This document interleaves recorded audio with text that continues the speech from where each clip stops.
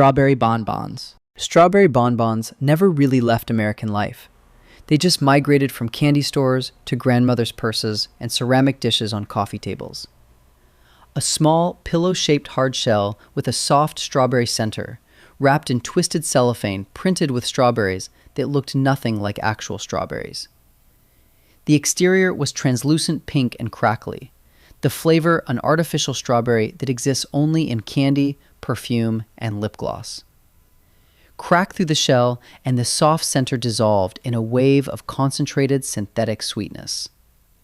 The wrapper never came off cleanly.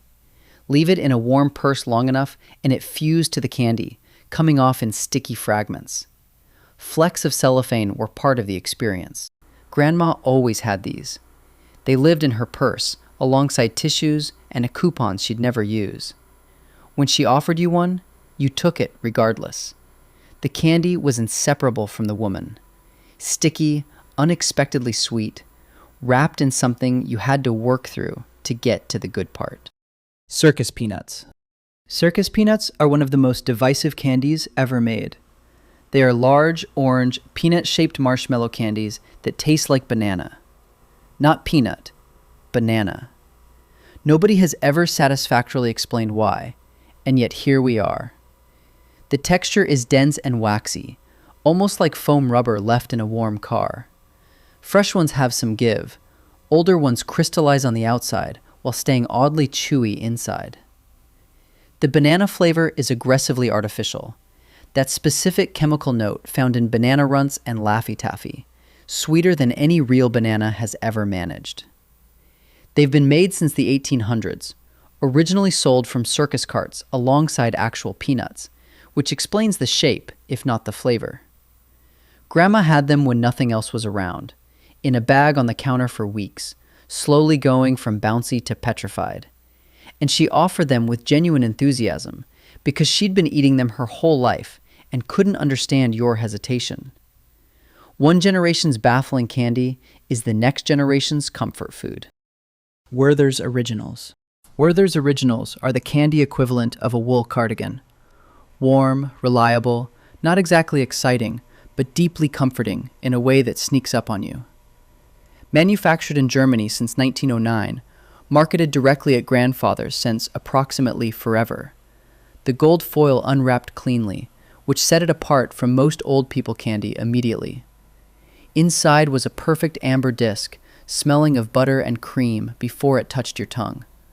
Real caramel, no artificial flavors, just sugar cooked to that precise point between soft and burnt, where all the complexity lives. It dissolves slowly, releasing flavor in waves, rewarding patience. Grandpa always had these, in a bowl on the end table, or in the breast pocket of whatever flannel he was wearing. He pressed one into your palm when you arrived, and one when you left. Finding a loose one, still warm from his pocket, meant he'd been thinking of you. The candy outlasted fashion because it never tried to follow it. Ribbon candy.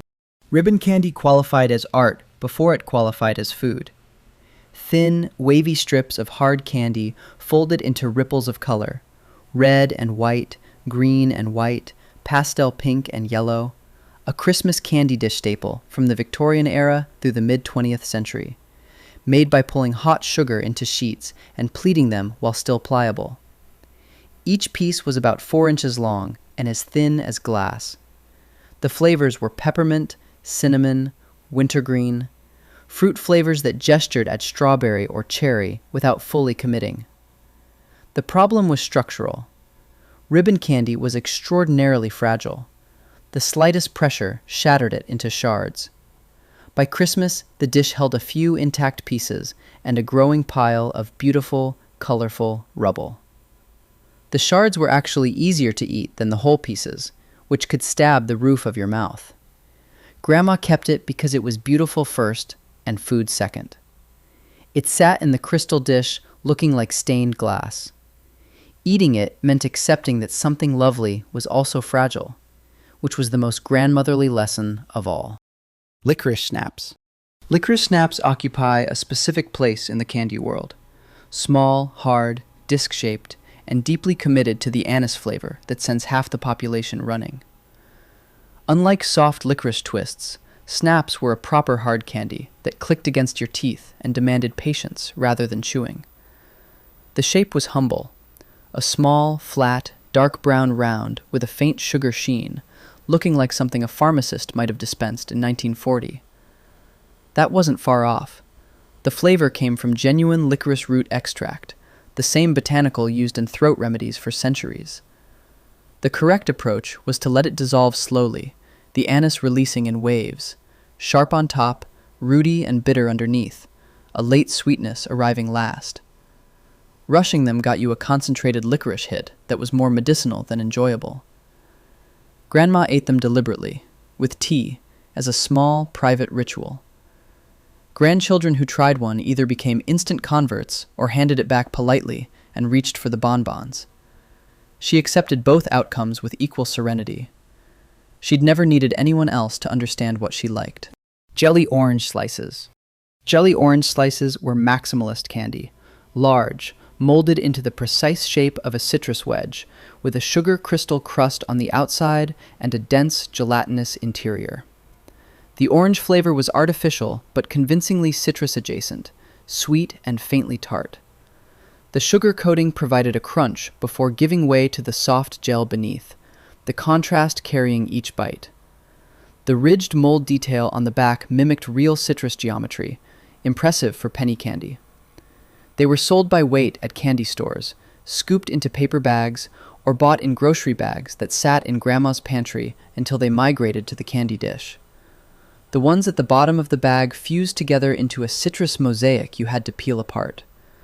The sugar coating turned tacky over time, which somehow made them better, stickier, more intensely chewy.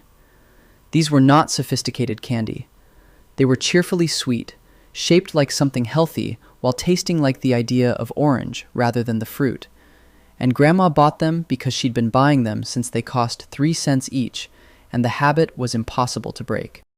Lemon drops. Lemon drops offered no softness, no gradual arrival, just a small, hard, yellow pillow of pure, sour-sweet intensity the moment it hit your tongue. Hard sugar shell, sour lemon center, the tartness balanced against sweetness in a ratio that leaned sour.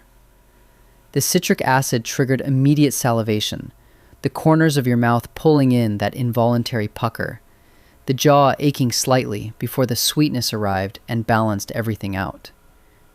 Then the candy settled into its work, dissolving slowly, releasing flavor steadily, leaving a faint stickiness on the roof of your mouth as it went. They looked like small, faceted gemstones in the dish, yellow and sparkling. The bag from the pharmacy came with loose sugar crystals at the bottom from the candy shedding its coating in transit. Aggressively sour eaten straight, which was either adventurous or inadvisable. Grandma ate them slowly and deliberately, one at a time while watching her stories. They were her candy, not pushed on grandchildren, simply present on the end table as evidence of a personal preference she'd maintained for 70 years. Horehound. Horehound candy is the oldest thing on this list, and it looks like it. The brown, lozenge-shaped hard candy made from the horehound herb has been used as a throat remedy since ancient Egypt, and the candy version feels like it's been in continuous production since roughly that time.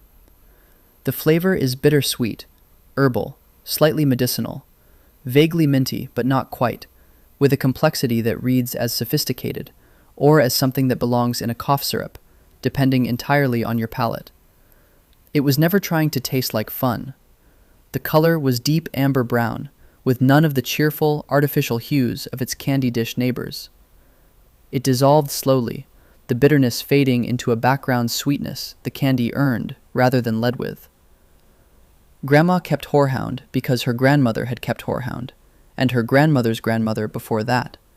It was ancestral candy, carrying the memory of a time before synthetic flavoring. Some grandchildren loved it immediately.